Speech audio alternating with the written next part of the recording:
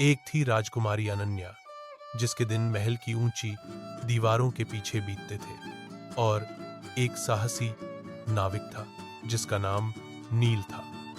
नील का जीवन नदी की लहरों और खुले आसमान के नीचे था। दोनों की दुनिया पूरी तरह से अलग थी, फिर भी भाग्य ने उन्हें अजीब तरीके से मिला दिया।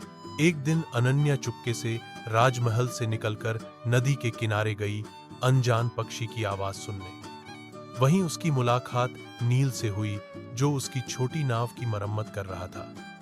अनन्या उत्सुकता से नील का काम देख रही थी और नील राजकुमारी की सरलता से मोहित हो गया था। उनकी पहली मुलाकात में कोई दिखावा नहीं था, बस दो अलग अलग दुनियाएं थीं। मनुष्य का मौन कौतूहल, धीरे धीरे उनके बीच एक अजीब दोस्ती बन गई। अनन्या नदी के किनारे आती थी और नील उसे नदी की कहानियां, दूर के गांव की बातें और मछली पकड़ने के रोमांचक अनुभव सुनाता था। नील अनन्या से बगीचे के फूलों के नाम, आकाश के तारों की कहानियां और किताबों के पन्नों में छिपी हुई अज्ञात दुनिया सीखता था।